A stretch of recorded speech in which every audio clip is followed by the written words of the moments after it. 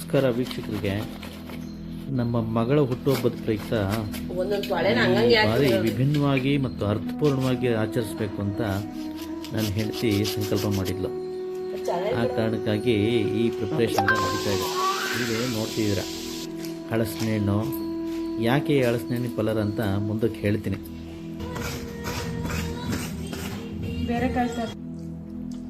ಜೊತೆಗೆ ಪುಳಿಯೋಗರೆನೂ ರೆಡಿ ಆಗ್ತಿತ್ತು.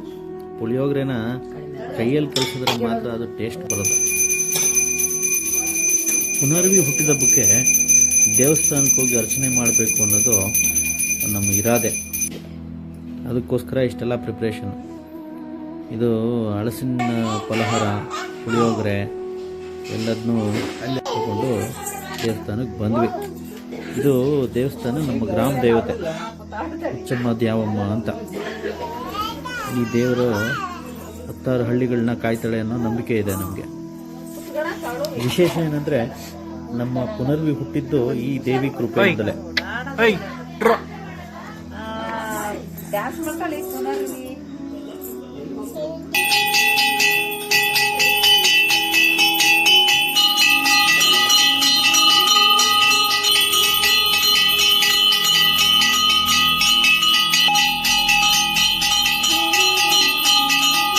ಅನ್ನದಾನ ಮಹಾದಾನ ಅಂತ ಇಲ್ಲಿಗೆ ಬಂದ ಭಕ್ತಾದಿಗಳಿಗೆಲ್ಲ ಪ್ರಸಾದ ವಿನಿಯೋಗ ಮಾಡಿದ್ದು ನಮ್ಮ ಸೌಭಾಗ್ಯ.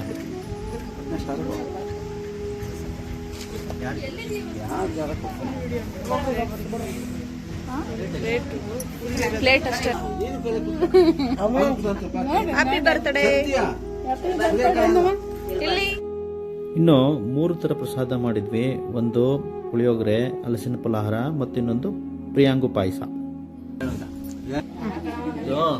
ನವಣೆ ಪಾಯಸ, ಪ್ರಿಯಾಂಗು ಪಾಯಸ ಅಂತಾರೆ. ಈ ವರಾಹ ಅವತಾರದಲ್ಲಿ ಮಹಾವಿಷ್ಣು ಹಿರಣ್ಯಾಕ್ಷನ ಜೊತೆ 18 ದಿನ ಯುದ್ಧ ಮಾಡ್ತಾನೆ. ಮಹಾವಿಷ್ಣು ಮಾಡಿ ಮಾಡಿ ಮಾಡಿ ಕೊನೆಗೆ ಸುಸ್ತಾಗ್ಬಿಡ್ತಾನೆ. ಅವನು ವಧೆ ಆದ್ಮೇಲೆ ಅವನಿಗೆ ಉಸಿರಾಡಕ್ಕಾಗ್ತಾರಲ್ಲ, ಶ್ವಾಸಕೋಶದಲ್ಲಿ ಸಮಸ್ಯೆ ಬರುತ್ತೆ. ಆವಾಗ ಅವ್ನು ದಳಿದಿದ್ದಾಗ ದೇವಾನ ದೇವತೆಗಳೆಲ್ಲ ಸೇರ್ಕೊಂಡು ಏನು ಕೊಡ್ಲಿ ಅಂತ ಕೇಳ್ತಾರೆ. ಅವಾಗ ಅವನೇ ಮಹಾವಿಷ್ಣು ವರಹ ರೂಪದಲ್ಲಿರ್ತಾನಲ್ಲ ಅವ್ನ ಸ್ವಾಮಿ, ನನಗೆ ಪ್ರಿಯಾಂಗು ಪಾಯಸ ಕೊಡಿ ಅಂತಾನೆ. ಪ್ರಿಯಾಂಗು ಅಂತಂದ್ರೆ ನವಣೆಯಲ್ಲಿ ಈ ಲಂಗ್ಸ್, ಶ್ವಾಸಕೋಶನ ಕ್ಲೀನ್ ಮಾಡೋ ಅಂತ ಶಕ್ತಿ ಇದೆ. ಸೊ ಅವಾಗ ಅದನ್ನ ಅವನು ಕುಡಿದಾಗ ಅವನಿಗೆ ಹೃದಯ ಮತ್ತೆ ಅದರ ಶ್ವಾಸಕೋಶದಲ್ಲೆಲ್ಲ ಸರಿಯಾಗುತ್ತೆ. ಅವನಿಗೆ ಉಸಿರಾಡೋದು ತೊಂದರೆ ಕಡಿಮೆ ಆಗುತ್ತೆ. ಸೊ ಇವತ್ತಿಗೂ ಸಹಿತ ನವಣೆ ಯಾರ್ಯಾರು ತಿಂತಾರೋ ಅವ್ರಿಗೆಲ್ಲ ಯಾವುದಾದ್ರೂ ಲಂಗ್ಸ್ ಇಶ್ಯೂಸ್, ಉಸಿರಾಟ ಸಮಸ್ಯೆ ಇದ್ರೆ, ಅಸ್ತಮಾ ಇದ್ರೆ ಅದೆಲ್ಲ ಕಡಿಮೆ ಆಗ್ತಾ ಬರುತ್ತೆ ಕಾಲಕ್ರಮೇಣ. ಒಂದ್ಸಲಿ ತಿಂದ ತಕ್ಷಣ ಕಡಿಮೆ ಆಗಲ್ಲ, ಇದನ್ನ ರೂಢಿಸ್ಕೊಬೇಕು. ಹಳೆ ಕಾಲದಲ್ಲಿ ಇದನ್ನೇ ತಿಂತಿದ್ರು, ಇವಾಗ ನೆಲಕ್ಕೆ ಬಂದ್ಮೇಲೆ ಎಲ್ಲ ರೋಗಗಳು ಬಂದಿದೆ. ಈ ಪ್ರಿಯಾಂಗು ಪಾಯಸ ಮಹಾವಿಷ್ಣುಗೆ ಬಹಳ ಇಷ್ಟವಾದ ಆಹಾರ. ಅದನ್ನ ಇವತ್ತು ನಮ್ಮ ಪುನರ್ವಿ ಹುಟ್ಟದ ಮಾಡಿದೀವಿ.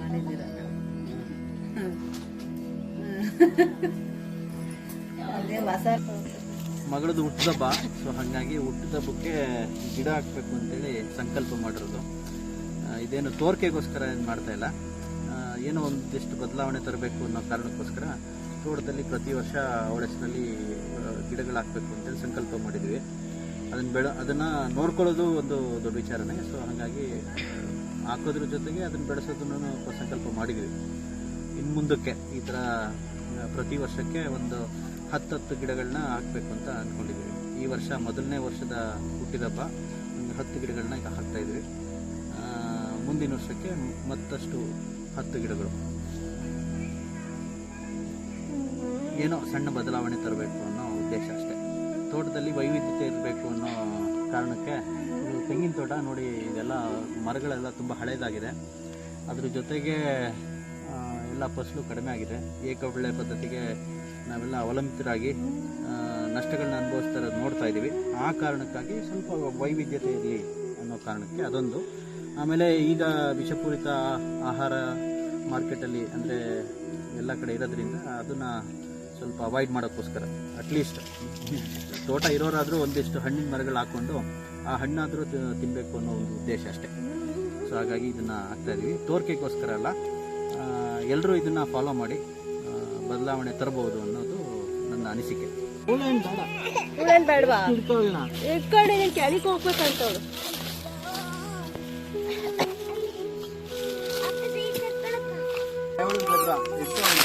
ಎರೆಹುಳುದು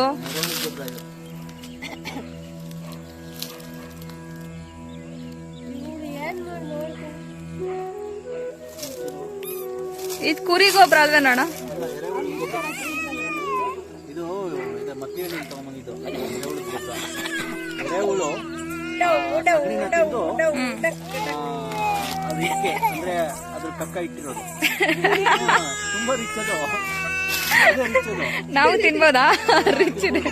ಕೊನೆಗೆ ಅದನ್ನೇ ತಿನ್ನೋದಲ್ಲ. ಚಿನ್ನಿ ಬಾಯಲ್ಲಿ ಫೋಟೋ ಫೋಟೋ.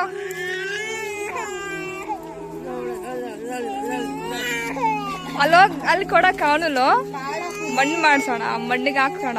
ಬರೋ ಮಮತಾ ಪಾಪನ ಎತ್ಕೊಂಡು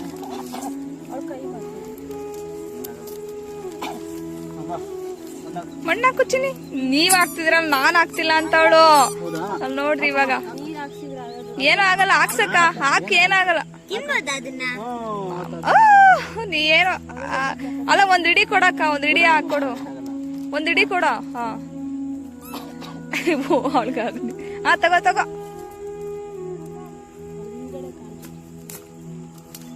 ತಗೋ ತಗೋ ಹಾಕು. ಹಾ ಇಲ್ಲಿ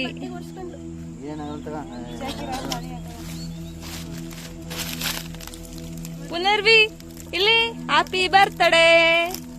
ಗಿಡದು ಬರ್ತಡೆ ಇವತ್ತು. ಅಪ್ಪ ಅಪ್ಪ ಹಾಕ್ಬೇಡ. ಇದನ್ನ ಮೆಟ್ಟು ಹಂಗೆ ಕಾಲಲ್ಲಿ ಬರಿಗಲ್ಲಿ ಅಂತ ಬರಿಗಳಲ್ಲಿ ಇಟ್ಕೊಂಡು ಮೆಟ್ಟು.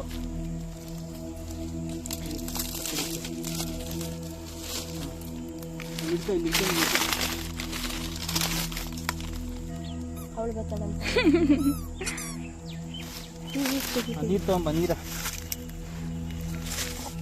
ಓಯ್ ಇಲ್ಲಿ ಹಾಕ್.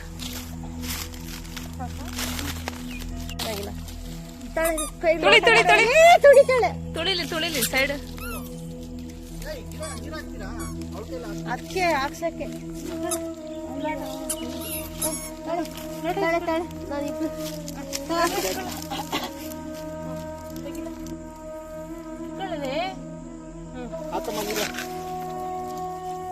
ಬೆಳೆಯೋ ಹೊತ್ತಿಗೆ ಕಾಯಿ ಬಿಡ್ಬೇಕು. ಹೋಳಿ ಕಾಯಿ ಹಿಡ್ಕೊಂಡ್ ನೀವು ಗೊಜ್ಜ ಹತ್ರ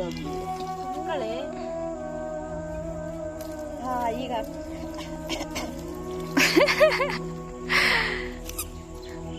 ಡನ್ ಡನ್. ಇನ್ನೊಂಚೂರು ಹಾಕ್ತೀಯಾ? ಈ ಗಿಡಗಳನ್ನ ಹಾಕ್ಬೇಕಾ? ಇದು ಏನು ನಿಮಗೆ ಫಲ ಸಿಗುತ್ತೋ ಇಲ್ವೋ ಅಂತ ಡೌಟು ಫುಲ್ಲು. ಆ ಡೌಟಲ್ಲೇ ಹಾಕೋದು ಫುಲ್ಲು. ಆ ಬೀಜ ಚೆನ್ನಾಗಿದೆಯೋ, ಕೃಷಿ ಚೆನ್ನಾಗಿದೆ, ಅದ್ರ ಜೊತೆಗೆ ಕಂಡೀಷನ್ಸು ಮ್ಯಾಚ್ ಆಗಬೇಕು, ಎನ್ವಿರಾನ್ಮೆಂಟ್ ಸಪೋರ್ಟ್ ಮಾಡಬೇಕು, ಆಮೇಲೆ ಭೂಮಿ ಸಪೋರ್ಟ್ ಮಾಡಬೇಕು. ಅದ್ರ ಮೇಲೆ ಎಲ್ಲ ಪಾಸಿಬಿಲಿಟೀಸ್ ಎಲ್ಲ ಇಟ್ಕೊಂಡು ಅದು ಬೆಳಿಬೇಕು, ಹಣ್ಣು ಕೊಡಬೇಕು. ಇದನ್ನೆಲ್ಲ ಮೀರಿ ನಮಗೆ ಹಣ್ಣು ಬಂದರೆ ಅದು ನಮಗೆ ಒಳ್ಳೆ ಫಲ. ಒಂದೊಂದ್ಸಲ ಫಲ ಬರಲ್ಲ, ತೊಂದರೆ ಇಲ್ಲ, ಹಾಕ್ತಾ ಹೋಗ್ಬೇಕು, ಬಂದರೆ ಬರಲಿ. ಅದಕ್ಕೊಂದು ಉದಾಹರಣೆ ಹೇಳ್ತೀನಿ ಮನೇಲಿ. ಇದು ಮಾವಿನ ಮರ, ಇದು ಒಂದು 5 ವರ್ಷದ ಹಿಂದೆ ಹಾಕಿದ್ದು. ಇದು ನಮಗೆ ಗೊತ್ತಿಲ್ಲ, ಇದು ಏನೂ ಹಾಕಿಲ್ಲ ನಾವು, ಸುಮ್ಮನೆ ಒಂದು ಗೊಬ್ಬರ ಹಾಕಿಲ್ಲ, ಸ್ವಲ್ಪ ನೀರು ಸಹಿತ ಸರಿಯಾಗಿ ನೋಡ್ಕೊಂಡಿಲ್ಲ. ಅದು ನಾವು ಬಿಡುತ್ತೋ ಇಲ್ವೋ ಅಂತ ಅಂದ್ಕೊಂಡಿದ್ವಿ. ಈ ವರ್ಷ ನೋಡಾಗ ಬಿಟ್ಟಿದೆ ಫಸ್ಟು. ಒಂದಿಷ್ಟು ಹುಳ ಆಗ್ಬೋದು, ತೊಂದರೆ ಇಲ್ಲ. ಕೊಟ್ಟಷ್ಟು ನಮಗೆ, ಅವನು ಕೊಡಲಿಲ್ಲ ಅಂದರೆ ಅದು ಭೂಮಿಗೆ ಅಷ್ಟೇ. ಹಿಂಗೆ ಬರುತ್ತೆ ಫಸ್ಲು, ಕಾಯಬೇಕು. ಹಾಗೆ ಈ ವಿಚಾರದಲ್ಲಿ ಕಾಯೋಣ ಅಂತ ಮಾಡ್ಕೊತ ಹೋಗ್ಬೇಕು. Believe in process, don't worry about results ಅಷ್ಟೇ.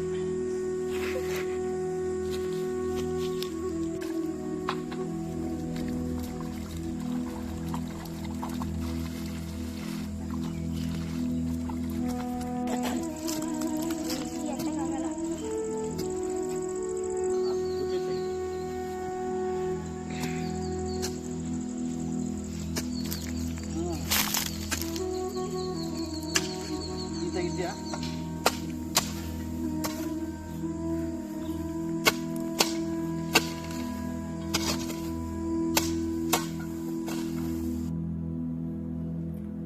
ಒಂದು ಗಾದೆ ಮಾತಿದೆ, ಮರ ನೆಟ್ಟೋನ್ ಮರೆಯಾದರೂ ಮರದ ಉಪಕಾರ ಮಾತ್ರ ಮರೆಯಾಗಲ್ವಂತ.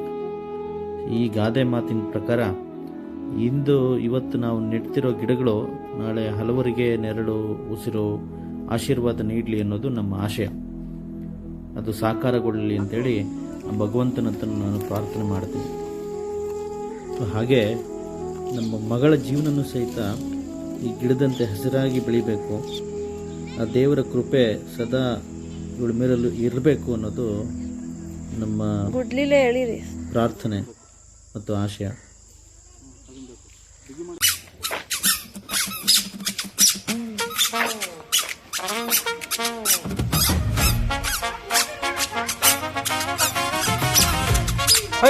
ಸೈಡ್ಗೆ ಹೋಗ್ತದೆ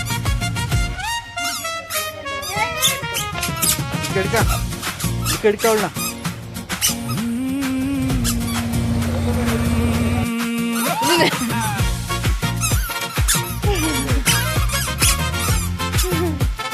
ಕಿಡಿಕ್ ಬಾರಪ್ಪ.